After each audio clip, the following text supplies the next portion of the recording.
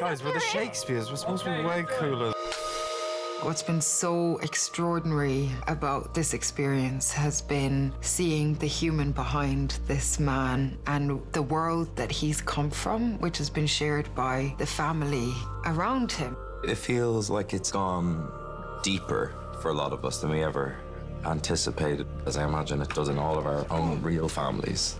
I really love our actors because the way we work, it requires someone who is going to surrender to the process and what they give to be able to create this family take after take. It was so incredible. You blow a little wish. I don't know what Jessie Buckley is or where she came from, but she is God's gift to this earth. The work that she does in this is incredible. I just don't know where she generates it from or where she goes to, but I'm so grateful that she goes to those places. When I read Hamnet, I was like, this is the woman I've been looking for, because Agnes is such a force of nature. She is a kind of untethered, deeply curious, beautiful soul of a woman. What is your name? Chantilly. Tell me when we kiss. I wanted Will to feel animalistic and quite masculine, even though it goes against what people expect of William Shakespeare. He must have had all of these complicated urges within him to write the plays that he wrote. I cannot abide waiting. I cast Jessie first, and then I wanted to chemistry test with Jessie and Paul. And I wrote a scene from the moment they met and just let them play.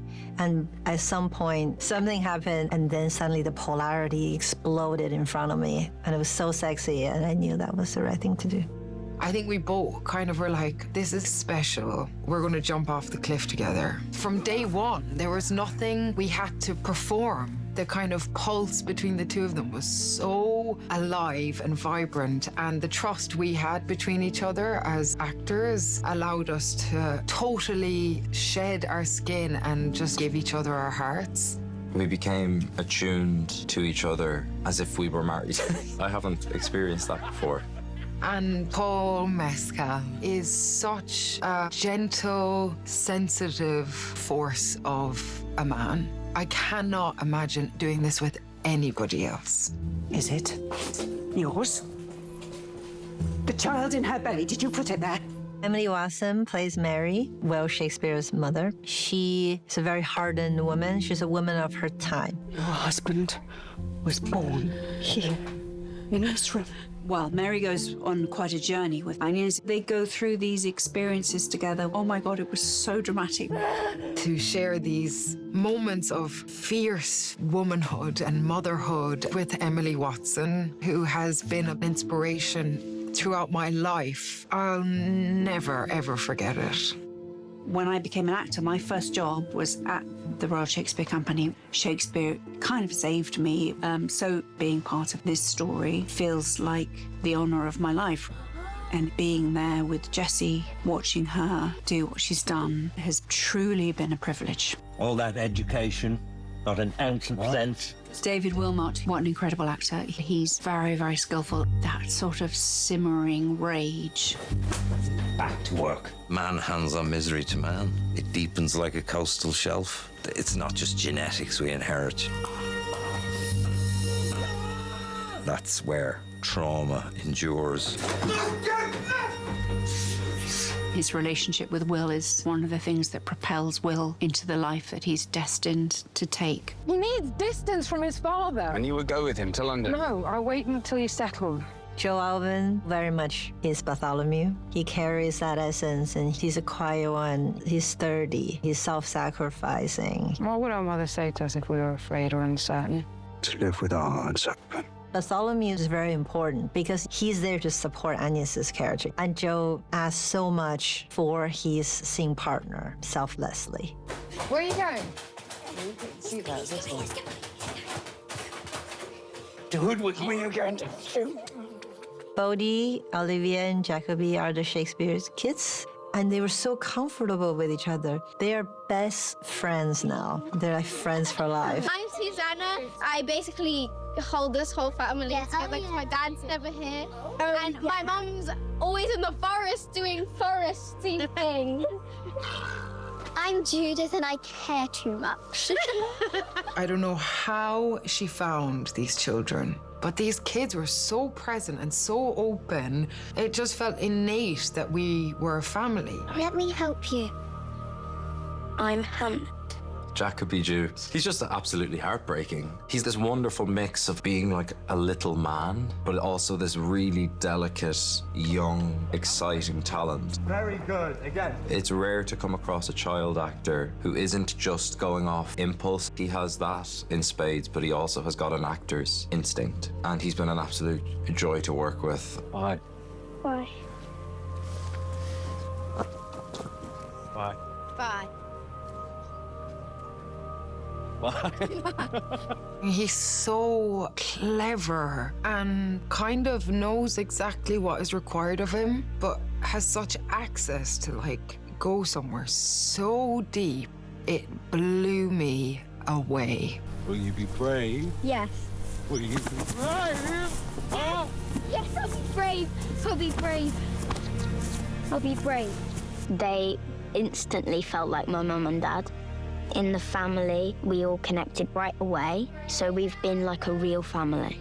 I wouldn't have any other person to replace them. As like, it just fits in so well. Yeah. Yeah, okay, good. Yeah. They're both really talented and like some of the most creative and kind and loving people ever, and the funniest. I'm a serious actor. It feels deeply uncommon to me. This family that we've made with Olivia, Jacobi, Bodhi, and Jessie, it feels like a real thing that's going to span beyond the 9 weeks that we shot. It's become more and more like a family. I don't quite understand, now that the film's finished, why we're not getting in a camper van and going to Cornwall together and having fish and chips. Like, I don't understand that.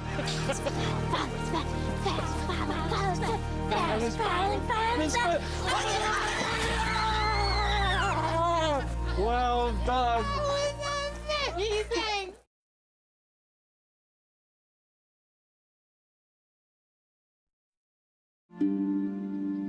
When I first read the book, I was blown away because the way Maggie was writing it, it was emotional world building, not just factual. There is a pulse to her writing. And I thought, wow, if she's willing to write the screenplay with me, then we could create something magical. Great. Cut, reset. Chloé Zhao. As soon as I heard her name, I thought, yes, she's the woman for the job. With a lot of her work, she's in a very interesting dialogue with art and authenticity and the relationship between the two and how they pull together and pull apart. I think that's what makes her so brilliant. The narrative of the book and the film is about why we need art, why we make it, where it comes from, where it's pulled from in your soul. The way Chloé has worked bringing this to life, it's been a journey. It's never just been an end product. From day one, Chloé asked us all to come towards this story with an open heart and has been such a brave artist to weave everybody's skin into this tapestry that she's created. And that's a really rare experience. Okay, stand by. Stand by. Lock it up. Stand by. Quiet down. Her greatest talent is knowing exactly what kind of culture she wants on set. The atmosphere that she has crafted gives you all of the freedom and creativity to put your best foot forward. She's just been an absolutely extraordinary presence on set, and I think she's brought a really feminine energy to the filmmaking process. It's been really brilliant watching her work and seeing her very unique take on the material. All feelings or emotions are welcome once you step on the set. And when you're in that kind of environment, it becomes an ecosystem. And I don't need to force the actors to get anywhere that they themselves don't lead me to, and I already feel supported. Reset back to That was the once. most complex shot we did. That was harder than the stunt. We're there to capture the truth that comes through one moment after another. So when your actors are operating at that vibration, something is going to come through. Give it to me. I'll make sure it gets a decent... Give me my child! Whether it's a scream or the tiny little twitch, my job is to nurture that Chloé is like no other director I've ever worked with. She loves going deep into all of the characters. She really wants the performances to feel truthful. I don't know, just so people know you're going to propose. I mean, like you're thinking about it. But do you think he's thinking about that In that there? moment? I don't think he is. And then I think after he that- debates the decision On the way there. on the way there. Yeah, Which I think is funnier. I like After days of swimming in the river of grief, we gotta do our dance takes. You know, we dance together after difficult scenes. Emotions is energy in motion. So the best way to discharge these emotions is just shake your body. We do it every Friday, but we do it very professionally. It's called dance takes. So we'll redo the scene, at least the end of it. And then music will get cued in the perfect time. The edge between deep, deep grief and ecstatic joy. It's a very fine line. And once the permission is given to go over the precipice, you know, and I think that's what life is about. You know, seasons changes. You have to have winter to appreciate spring. Thanks, babe. Come on in. It was particularly fun the day when Chloé ended up working as supporting artist in the Globe Theatre. Oh, I love the outfit. I wish every day we could wear that. It's so pretty and it was lovely. Chloé is an extraordinary leader and an extraordinary artist. There's just poetry pouring out of her. She's such a sensitive, instinctive, curious director. She's invited me into a way of working that I didn't even understand I could do. I just want to say that I've never seen such a juxtaposition between tragedy and joy. It's amazing, Chloé. It all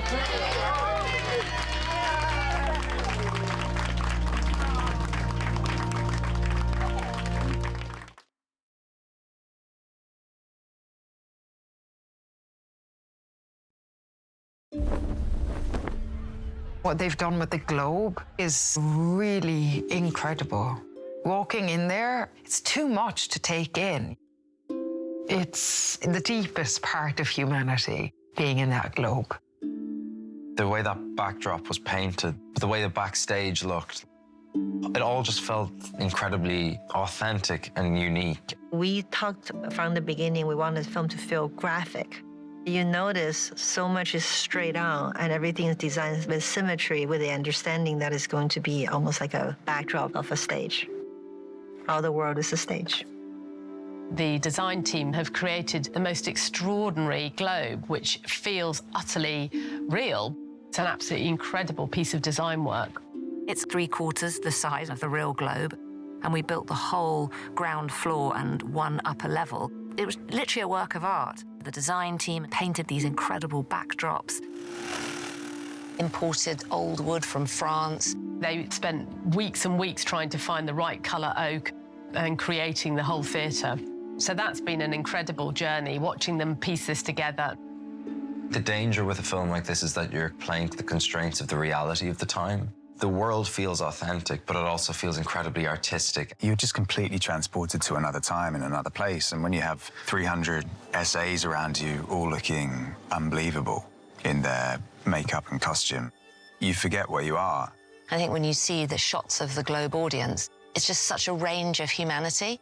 They were made up in period costume and their hair and their complexion, and every single face told a story. The makeup department created the most beautiful imperfections. There's a lot of human realness and constantly making sure the world feels authentic. At the Globe, the team has both worlds to play with. We have mostly lower classes and middle classes in the lower levels, and then in the gallery, we have affluent people. It's a nice combo of all the looks.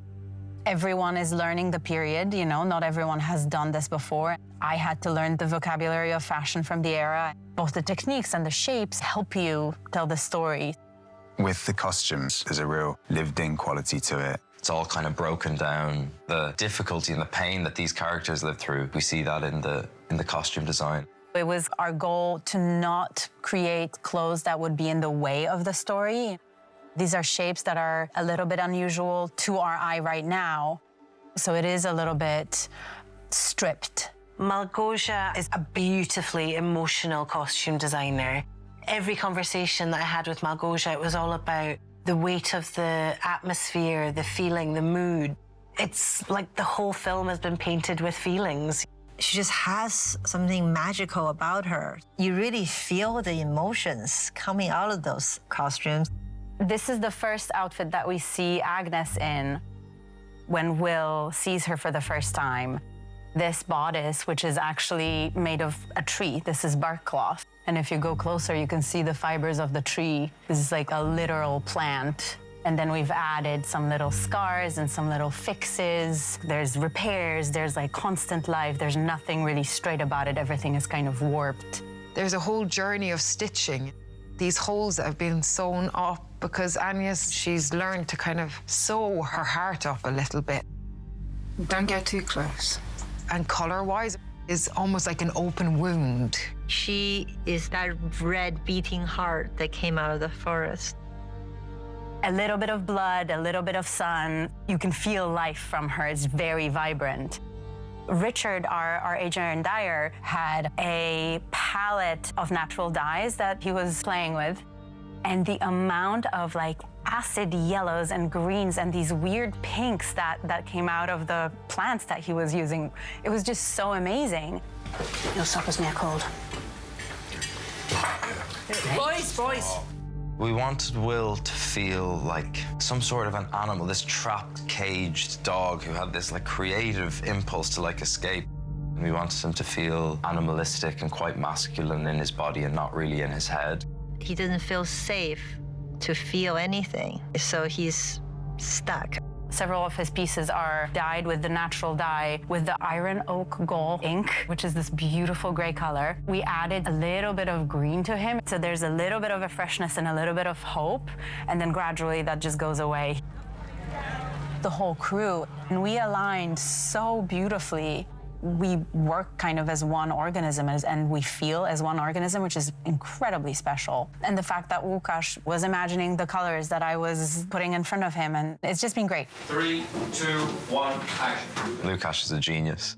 I've been a long admirer of his work. He's in total service of the film, and the collaboration him and Chloé have is such a beautiful thing to look at. Any little bits I've seen on the monitor, I've just been kind of blown away by the way he is framing these characters in this world. He's just the most incredible cinematographer. He's not wanting to do anything flashy. He just cares about the truth. It makes everybody come into this human experience. We're shooting with candles, not so perfect, which I like. It has like a really beautiful quality. I really like when things look real.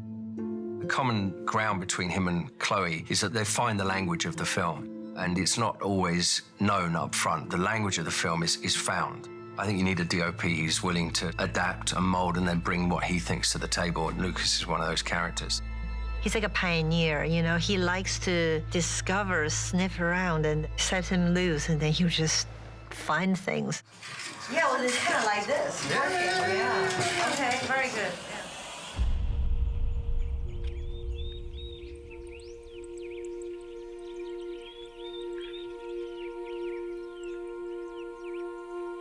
We are standing in the back garden of the Henley Street house, the set build at Elstree Studios. It's the home of William Shakespeare, and it's Tudor architecture. It's accurate to the period. We wanted it to feel grounded and real, so we looked at a bunch of different houses and I cherry-picked the details that I wanted architecturally. The whole thing with this house is this sense of oppression, that you always feel the weight of the building on top of the characters, and particularly Will, but also always have a sense of life, like family and people moving around. This house has loads of occupants. I cannot believe what Fiona and Alice have created in this house. There's even a smell, you know? There's a smell to this set. There's so much detail. It's like it has been lived in for 1,000 years. It's so amazing. The sets have been incredible. I mean, the details. My workshop was just incredible. The only thing it was missing was a poster that says, "Warning, may start talking about gloves." Stitches need to be smaller. Useless. We're in the glove making workshop. You could smell the leather and the wax and the lead that's in here. Having an actual workshop means that's a really nice opportunity to have lots of dressing. There's a lot of violent objects in here. We went to Paris to find all the vintage tools. We've molded it to help support the story. There's an artistry and also like the kind of atmospheric weight. I sort of love it. The Henley Street kitchen. In many ways, it's like the kind of working heart of the house. There's always activity. There's laundry, or there's this, or there's like, you know, we've got sprouting beans over there, like things they've collected, they're preserving, they're drying. So loads of texture in this room with a huge fireplace, which is so accurate to the architecture of the time. Agnes, what's happened? The Henley Street dining room. This is the room where the guests would come, where we have celebratory dinners. We did these beautiful painted panels in here. I really love the idea that there was a sort of a sense of once this house had money and now it's tired. Every piece that's on the windows was handmade. Even the bars that are across the windows, everything was made bespoke to make it feel like the period. There's a lot of story in here as well. We have birth in this room and we have death in this room. Scars from the violence in the staircase, and then there's damp. There's a flood in the film. So yeah, there's a lot of layering in this house and in this room. Every wall finish on this is layers. Like it's layers of distemper and it's being worked back. There's a lot of hours in this house. The world building is incredible. The actors constantly say, we see it, we can touch it. The meticulous detail across all departments elevates the film massively.